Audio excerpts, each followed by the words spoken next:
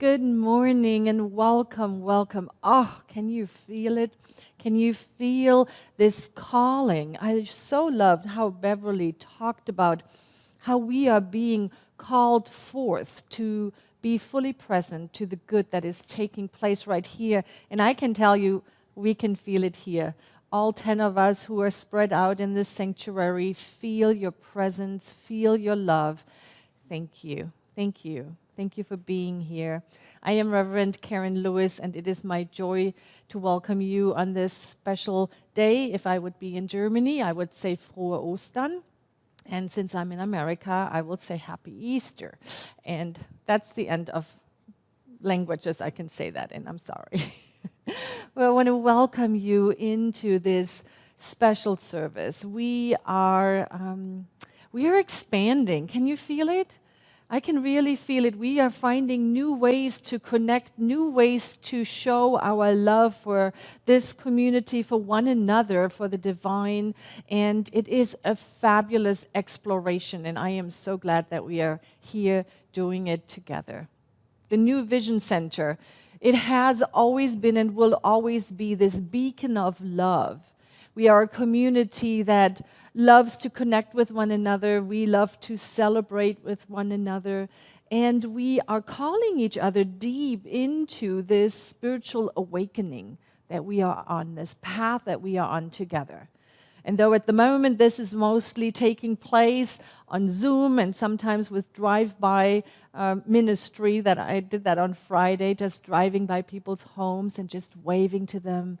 And I want you to know that although we can't see you on the other side right now, we can feel your presence. And we are going to honor all of the faith traditions by lighting a candle. Please join me as we start. We light a candle for the Tao, honoring the universal path of harmony and equilibrium, the natural way. We light a candle for the shamanic traditions, honoring the beliefs and practices of all indigenous people and the way of primal spirituality. We light a candle for Hinduism, honoring the path of knowledge, action, and devotion. We light a candle for Judaism, honoring the ethical part of living by sacred law. We light a candle for all forms of Buddhism, honoring the Four Noble Truths and the path of compassion. We light a candle for all forms of Christianity, honoring the Christ consciousness as the path of love. We light a candle for all forms of Islam, honoring the path of submission to the will of God as the highest calling. And we light a candle for all forms of New Thought, including science of mind, honoring the metaphysical path of mental healing through the practice of universal spiritual practices. Thank you. Thank you so much, Beverly. Good morning, everyone out there in viewer land. My name is Reverend Leslie Goodwin, and I am one of the senior ministers of this center. And I am so happy to tell you Happy Easter. It looks like I'm here in the sanctuary with everybody else, but the truth is I am joining you via the magic of technology. And I actually recorded this talk on Wednesday with just Rhonda and Bobby in the room. So if you're wondering what I'm doing in the sanctuary and you're worried about it, take a breath. I'm okay, and so are you. Our service title today is The Holy Reimagined, and we're joining you on a very holy day. It's Easter Sunday, but it's just one holy day in a very holy month. This month, we're celebrating Passover, which is when the prayers of the Jewish community were met when they prayed that the angel of death would pass over their households and leave their families intact when they were in Egypt during the 10th plague. Also this month is Layla al-Miraj, a Muslim holiday that celebrates the journey of the Prophet Muhammad, blessings be upon him, as he traveled to what signified the farthest reaches of the earth, the farthest away, or what they called the last mosque that is traditionally placed in Jerusalem. And this represented both a physical and a spiritual journey into the depths of who he could become and who we can all become. We're also talking about the Easter story, which is when the master teacher Jesus willingly went through death, entombment, and resurrection. And so as we dig into all of these holidays that are all happening within just a couple of weeks of each other, in the midst of a wild ride that we're all going through quarantine and through some fear, the question arises for me is, how do these ancient stories relate to our lives right now? How can we reimagine what it means to be holy in a time when we can't come together physically the way we normally would on an Easter Sunday? Part of reimagining holiness, I think, is digging into the definition of what it means to be holy. And most people will stick with that first definition in the dictionary, which is dedicated or consecrated to God or religion. And there's certainly nothing wrong with that definition, but as we deepen into this new millennium, I think we're called to look a little bit deeper into what holiness means now. So as I dig into that dictionary a little bit lower, there's always 1, 2, 3, 4 definitions. As I dig lower, I find morally or spiritually excellent. And I truly believe that we're being called to lean harder into that second definition, that morally or spiritually excellent. To be dedicated or consecrated to religion feels to me a little bit external. It's a little bit more traditional in that organized religion sense. And especially while we're all off on our own, having our individual journeys, as we lean into that internal sense of what is moral, that internal sense of what is ethically excellent, we start to define for ourselves what holy and what sacred mean. Rather than simply going by what the traditions tell us, we get to define it for ourselves. So the master teacher, Jesus, knew in the story, he knew that he was going to die. He knew he was going to be entombed. And then he was promised he would rise again into eternal life. He knew. And he did it anyway.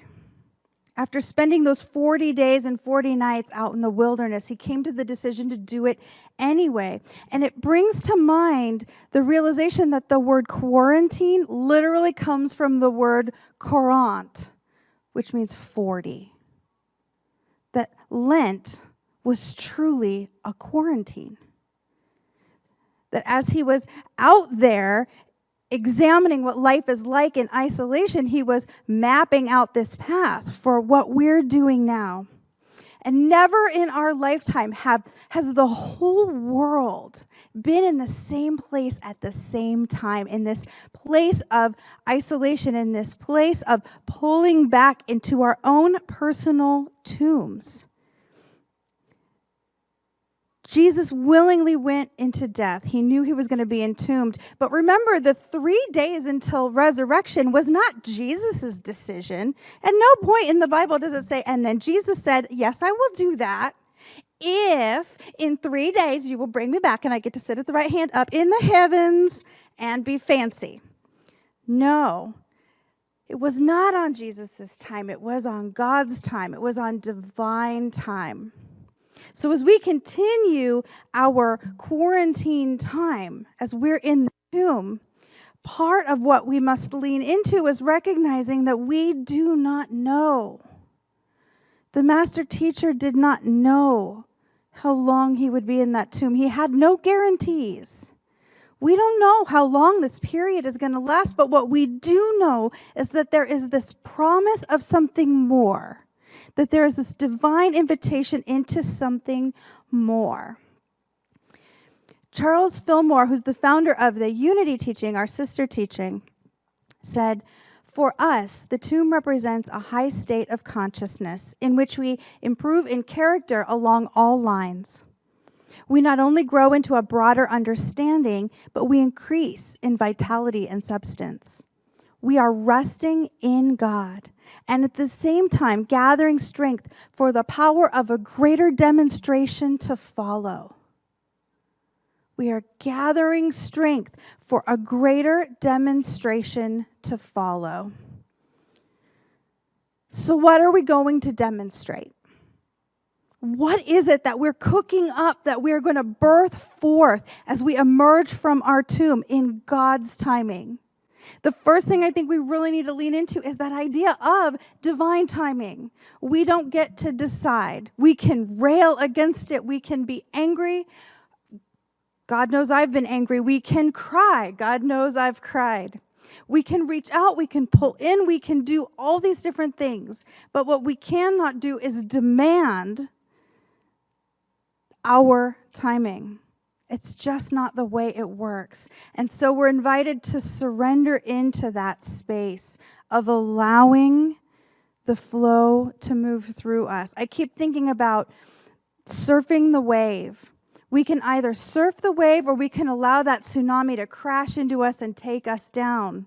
But there's no avoiding the ocean. We are in it. And the whole planet is in it together. We can lean into defining our own sense of holiness by leaning intentionally into moral and spiritual excellence. We do this by deepening into spiritual practice to carry us through the journey, to show us where our strengths and weaknesses are, and to allow that sense of the divine that comes forth when we are in deep meditation, when we're in deep prayer, to allow that to lift us to the next level. We do not have to do any of this alone. Thank goodness. The divine is right where we are, walking through it with us. We can do it by becoming aware of the qualities and the strengths which we wish to deepen and open up into. As we're in that place of spiritual practice, we might find that what we really need is balance. Or we might find that the thing that we crave most is peace, or love, or joy, or hope, or grace. But to be aware, to choose to focus in on what those qualities are. What is it that I really need to strengthen?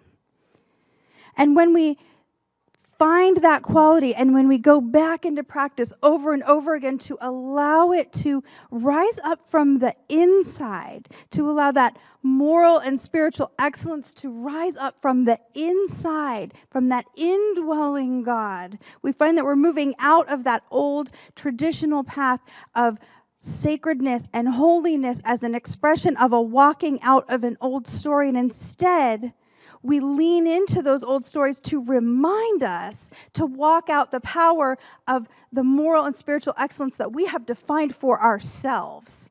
That is a new thought. And when we do that, when we emerge from the tomb, we emerge profoundly changed, deepened, strengthened, and anchored in the truth of our own being. And as each one of us is changed, the whole community is changed. The world is changed as we become the walking definition of holiness on earth. None of those teachers, Moses, Jesus, the prophet Muhammad, blessings be upon him, none of them said, ignore what I'm saying and just venerate me. They all said, do as I have told you that God says to do. And what God is calling us to do in this time is to become the holiness reimagined. We will not emerge from the tomb the same. New Vision Center will not emerge from the tomb the same. This world will not emerge from the tomb unchanged. We choose to emerge in a deeper, stronger way. And Reverend Karen is going to lead us in a process that will help us find that definition of internal holiness ourselves. And I thank you for having me today. And so it is. Oh, and so it is. Thank you so much to Reverend Leslie to coming to us in that very safe way. And yes, just as she said, I am going to take this now, this energy that has been created, and we are going together create a safe space for us to listen to the small voice within. So if it is safe to where you are, please join me by allowing your eyes to close gently.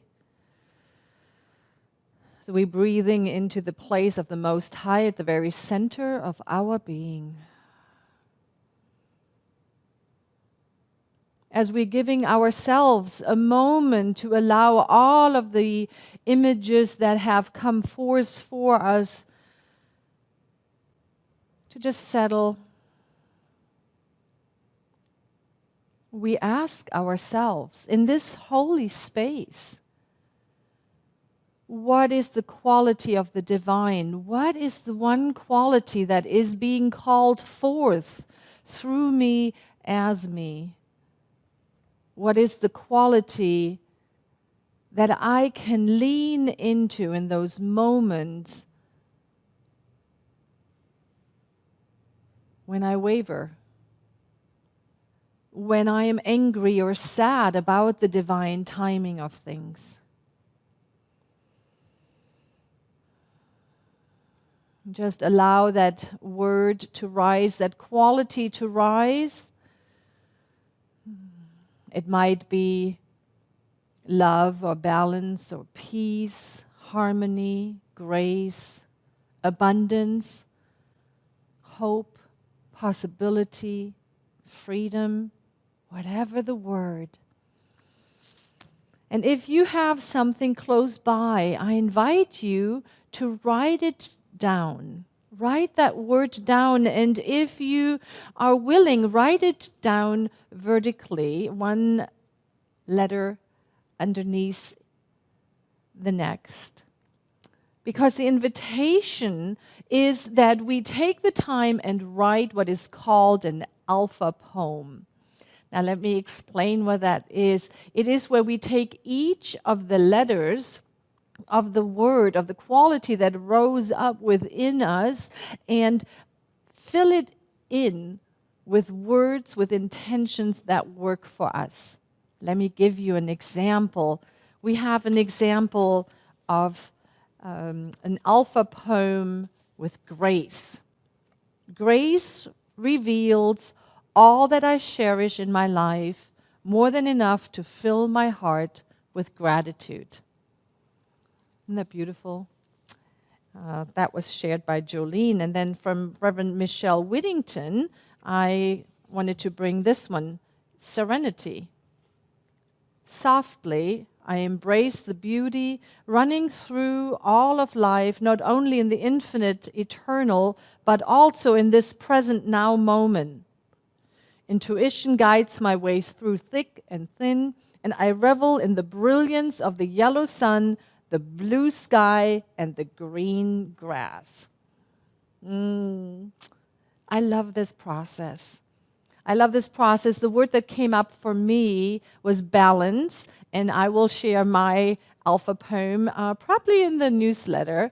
And I wanted to invite all of you, if you would like to, please send me your alpha poem so we can hold the consciousness for each other around it. And let me know if you're okay with having it published, and then we will gather all of them and put it into a newsletter in some amazing way, sharing it with the community. You might have noticed our beautiful Easter lily. Look at how they opened up. I'm going to try to get out of the way. The practitioners have been praying over them, and our beloved Jeff put together a slideshow honoring and celebrating and remembering those beloveds.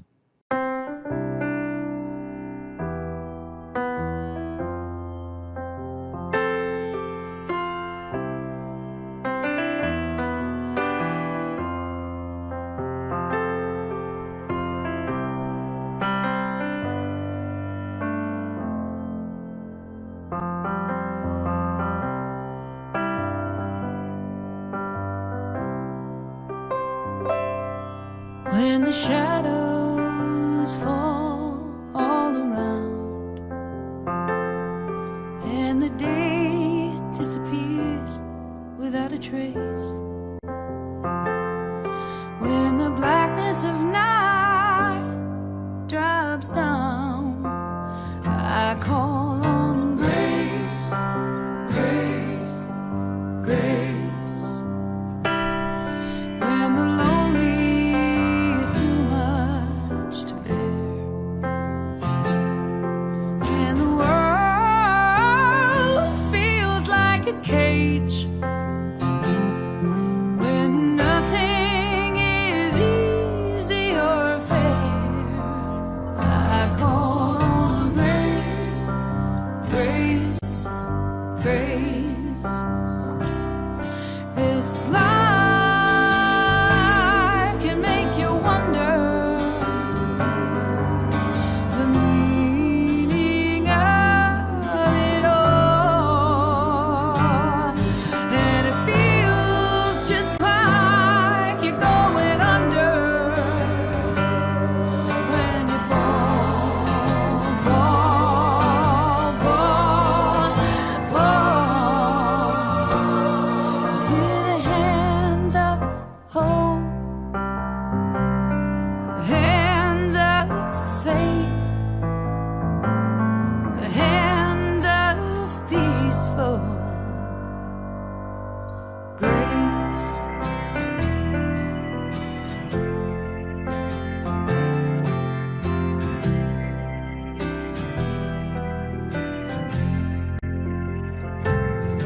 At the bottom of autumn's wave,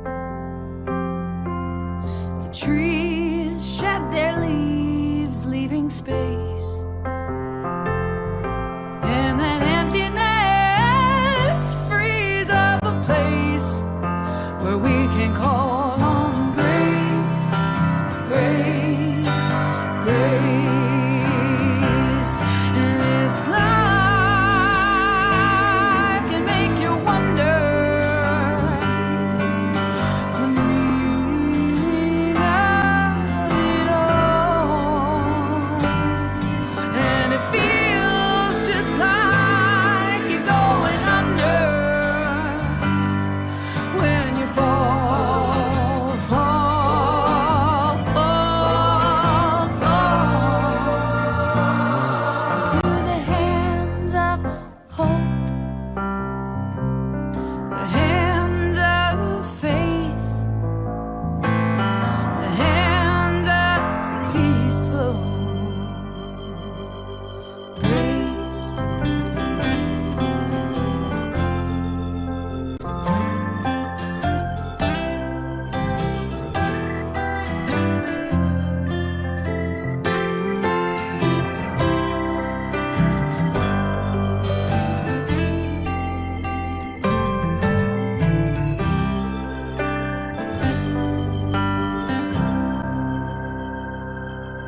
When the shadows fall all around and the day disappears without a trace,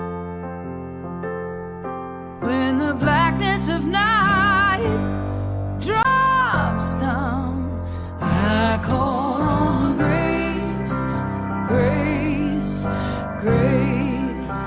I'm calling on grace, grace, grace.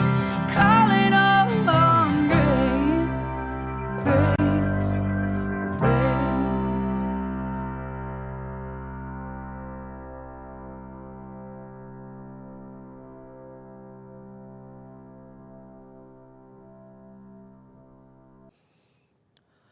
Thank you.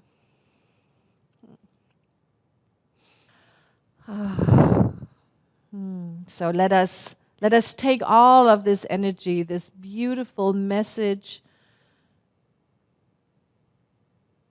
of leaning into divine timing, of reimagining the holy, and let us anchor it in prayer. Please join me. And I ask that all of the practitioners in service, the ministers, right where you are, please rise rise with me as we take a moment and become fully aware of the eternal loving kindness, the eternal graciousness, and the eternal life that is the divine. As we breathe into this now moment, I recognize that the divine is everywhere present. And today it shows up as love, as light, as peace, as harmony, as joy, as abundance, as graciousness. How grateful I am to see so clearly the promise of the eternal life and to lean into this now moment and fully experience the goodness of it, the grace. Allowing everything that is in this physical realm to fall away so that I can be fully present to that which is greater than I am. Spirit, first cause, love, joy. How grateful I am to know that the divine makes itself known, and that it is the invitation for all of us to listen, to become still, to hear the sacred calling that has been placed upon our hearts.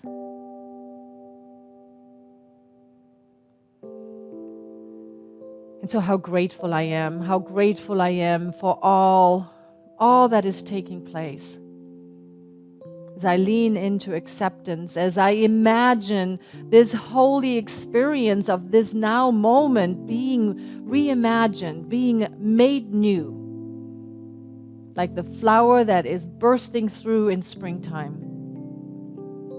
So I too allow the newness to make itself known in my life, in this life of this community, in the life of every beloved who hears this prayer. And how grateful I am, how very, very grateful to know that this is the truth, that we are blessed. God is, I am, we are. And so I simply place this word into universal law, knowing that it is done, it is complete. We let it be. And together we anchor this truth as we say, and so it is.